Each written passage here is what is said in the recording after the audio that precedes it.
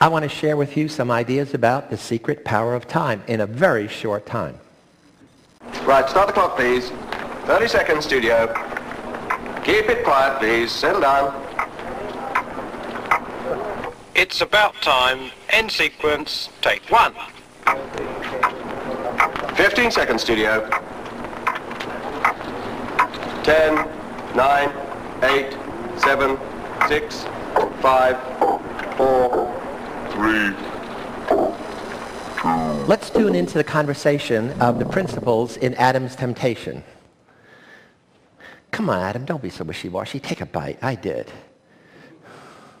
One bite, Adam. Don't abandon Eve. I don't know, guys.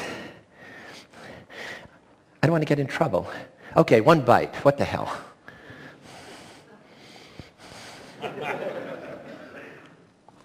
Life is temptation. It's all about yielding, resisting, yes, no, now, later, impulsive, reflective, present focus, and future focus. Promised virtues fall prey to the passions of the moment. Of teenage girls who pledged sexual abstinence, virginity until marriage, thank you, George Bush, the majority, 60%, yielded to sexual temptations within 1 year. And most of them did so without using birth control. So much for promises. Now let's tempt 4-year-olds, giving them a treat. They can have 1 marshmallow now, but if they wait until the experimenter comes back, they can have 2. Of course, it pays, if you like marshmallows, to wait. What happens is 2/3 of the kids give in to temptation. They cannot wait. The others, of course, wait. They resist temptation. They delay the now for later. Walter Mischel, my colleague at Stanford, went back 14 years later to try to discover what was different about those kids. There were enormous differences between kids who resisted and kids who yielded in many ways. The kids who resisted scored 250 points higher on the SAT. That's enormous. That's like a whole set of different IQ points. They didn't get in as much trouble. They were better students. They were self-confident, determined. And the key for me today, the key for you is that they were future-focused rather than present-focused. So what is time perspective? That's what I'm going to talk about today. Time perspective is the study of how individuals, all of us, divide the flow of your human experience into time zones or time categories. And you do it automatically and non-consciously. They vary between cultures, between nations, between individuals, between social classes, between educational levels. And the problem is they become biased because you learn to overuse some of them and underuse the others. What determines any decision you make? You make a decision on which you're going to base an action. Okay? For some people, it's only about what's in the immediate situation, the immediate stimulation, what other people are doing, what you're feeling. And those people, when they make their decisions on that format, we're going to call them present-oriented because their focus is what is now. For others, the present is irrelevant. It's always about what is the situation like that I've experienced in the past. So their decisions are based on past memories. And we're going to call those people past-oriented because they focus on what was. For others, it's not the past, it's not the present, it's only about the future. Their focus is always about anticipated consequences, cost-benefit analysis. And we're going to call them future-oriented. Their focus is on what will be. So time paradox, I want to argue, the paradox of time perspective is something that influences every decision you make you're totally unaware of, namely the extent to which you have one of these biased time perspectives. Well, there are actually 6 of them. There's 2 ways to be present-oriented, 2 ways to be past-oriented, 2 ways to be future. You can focus on past positive, or past negative. You can be present hedonistic, namely you focus on the joys of life, or present fatalist. Doesn't matter. Your life is controlled.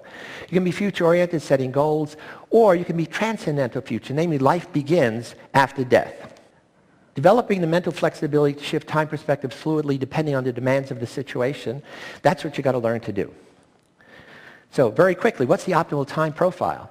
High on past positive, moderately high on future, and moderate on present hedonism.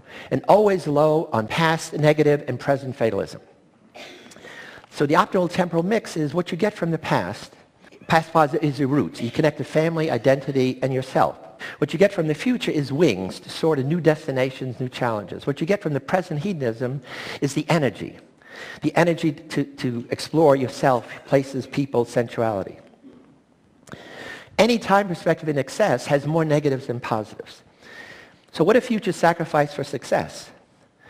They sacrifice family time, they sacrifice friend time, they sacrifice fun time, they sacrifice personal indulgence, they sacrifice hobbies, and they sacrifice sleep, so it affects their health. And they live for work, achievement, and control. I'm sure that resonates with some of the testers. And it resonated for me. I grew up as a poor kid in South Bronx ghetto, a Sicilian family. Everybody lived in the past and present. I'm here as a future-oriented person who went over the top, who did all these sacrifices because teachers intervened and made me future-oriented, told me don't eat that marshmallow because if you wait, you're going to get 2 of them. Until I learned to balance out. So I stopped. I've added present hedonism. I've added a focus on the past positive. And so at 76 years old, I am more energetic than ever, more productive, and I'm happier than I have ever been. I just want to say we're applying this to many world problems, changing dropout rates of school kids, combating addictions, enhancing teen health, curing vets' PTSD with time metaphors, getting miracle cures, promoting sustainability and conservation, reducing physical rehabilitation with a 50% dropout rate, altering appeals to suicidal terrorists, and modifying family conflicts as time zone clashes. So I want to end by saying many of life's puzzles can be solved by understanding your time perspective and that of others. And the idea is so simple, so obvious, but I think the consequences are really profound. Thank you so much. I just want to say we're applying this to many world problems, changing dropout rates of school kids, combating addictions, enhancing teen health, curing vets' PTSD with time metaphors, getting miracle cures, promoting sustainability and conservation, reducing physical rehabilitation with a 50% dropout rate, altering appeals to suicidal terrorists, and modifying family conflicts as time zone clashes. So I want to end by saying many of life's puzzles can be solved by understanding your time perspective and that of others. And the idea is so simple, so obvious, but I think the consequences are really profound. Thank you so much.